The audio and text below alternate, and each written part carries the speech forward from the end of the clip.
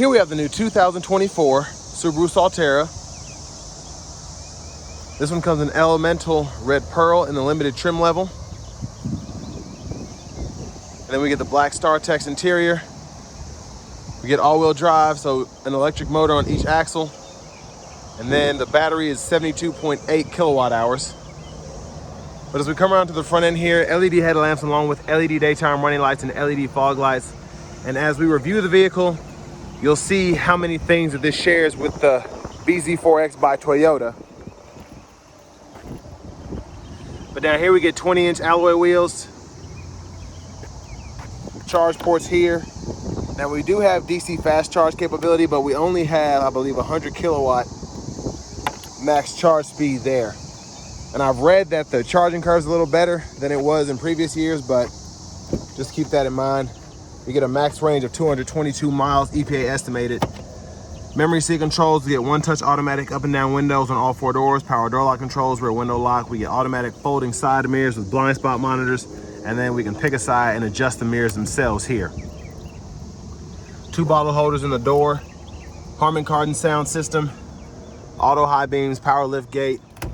We'll pop the front so you can see that. Then we get a manual tilt telescoping steering wheel. But here's the power driver's seat with 2-way power lumbar support. Now I have that seat up front adjusted for someone of my size, being 6'3" with longer legs in my driving position. I want to give a big thank you to Daryl Waltrip Subaru for allowing me to review this Solterra today. I'll leave a link below in the description. And if you're trying to find the best deal on a Solterra in your area, make sure you click that link below, fill out the info. It takes about a minute or two, and I can match you up with some of the dealers in your area, make sure they get you that best price. But this sticker's for $51,665. Let's go ahead and hop back here. So very good space back here. I will say that headroom is good, legroom is fantastic. And then seat back pockets are on both sides. 2 USB-C charge ports, 3-stage heated outboard seats, your rear AC vents are there. There's a view of the front, and that might look familiar because it's very Toyota-esque, if you will. And this is just to show you the seat folded flat. I don't know what this is here, but it's in a box. I didn't want to touch it. But that's why the seat's folded flat. So you see that now instead of me going to show you how it folds. But I'll show you on this seat here momentarily. And then we can hang a couple metal hanger hooks, maybe a plastic one there. I will say the door opening is not as big as I would expect, but not necessarily bad. Now to pull the seat down, grab here, pretty easy to do. And then pretty easy to lock it back into place. Just watch the seat belt.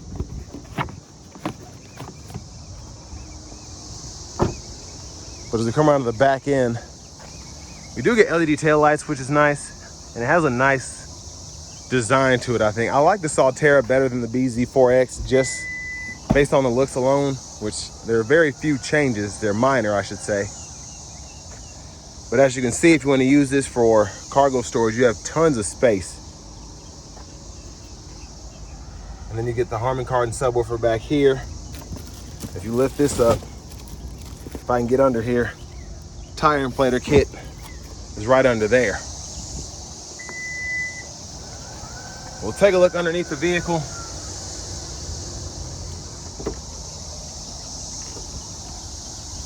And then come around to the front passenger seat.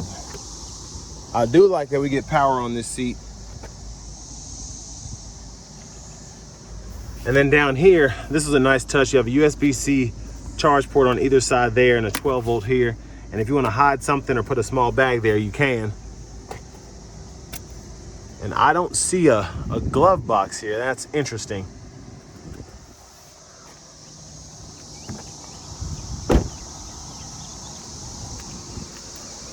But coming back around to the front, there's that front electric motor there.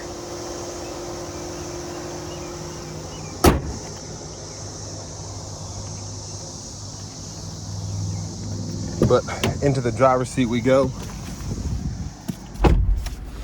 So I don't know if this is Star Tex or if this is actual leather, but whatever it is, it feels very nice on the steering wheel here. And a very interesting design, having the flat bottom here, and then you have the flat top there. There's the horn sound. Now over here to the radio, again, just like in the Toyotas, you have the navigation subscription there. For audio sources, we have AM, FM, XM. We also have Bluetooth and wireless Apple CarPlay and Android Auto compatibility. And then in the general settings, you can go in here and change your language or units of measurement if you so choose. So a very simple setup, but it has everything you need here. Backup cameras there. You get the guidelines that follow you as you turn the steering wheel, and you also have the bird's eye view as well. And then you have the front camera there. And you put it into drive. Cut this down just a tad. Now this is interesting how the volume is right here and the power button's in the middle there. It's very just strange. I like it, but it's interesting. Now we have 3-stage heated front seats and a heated steering wheel. You can set those all to auto if you so choose. Fan speed can be adjusted here. Fan direction can be toggled here. And then we can decide what temperature we want either side to be on there. Hazards right there in the middle, I like that. We have the electronic parking brake over here. Pull up to engage, hit the brake, press down to disengage. And then here is the one pedal, so we can toggle that there. Automatic brake hold here. And then you have your drive modes. So you have power, eco, and normal. And then you also have your X modes here as well if you want to use that all-wheel drive capability, whether you're needing to do the sand or snow and dirt or the deep snow and mud. But traction control, and then I don't know what that is. It's very interesting.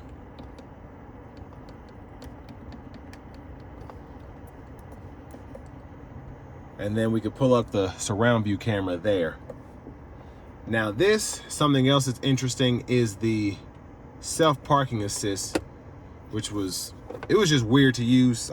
I wouldn't use it because it's pretty easy to navigate anyway, but I didn't get it.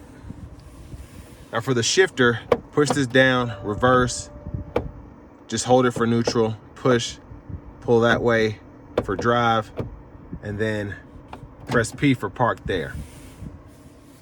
Bottle holders here, center console cubby space, and I like the tray, and all the owner's manuals are in there. So it's a nice hideaway there, since it looks like we've been robbed of a glove compartment. But there's a look at the back seat from up here. Now another thing I will say is I like that you're able to kind of have storage here if you so choose. So you can kind of put papers and stuff up there if you want to. But back to the steering wheel, blinkers, high beams, flash. You have your auto lights, and then you can turn the daytime running lights off there. Fog light toggle. And then over here we have our automatic wipers, one time off, auto, low, high. We can adjust the auto sensitivity here. And then we do get paddle shifters behind the steering wheel.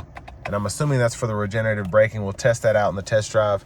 And then over here we have all of our Subaru safety controls. So the lane centering's there, adaptive cruise there, go through your modes there, adjust the gap, and then set the speed here.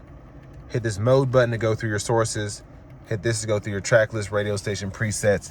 And then on this side, volume, up, down, voice recognition. And then we can go through the sub menu whether we want to pull that up or not. And then within there, we can use these 4 arrows to go through our settings. So we're gonna make sure that, so you can hold here for your meter settings if you want to change it from the screen, which I like you're able to do. But I'm trying to get to the lane centering. So we can go through all of that here if we want to change any of those options. Push button start. We can go through the odometer or trip meter here. And then we can adjust brightness there for the gauge cluster. And then finally, here's our key fob.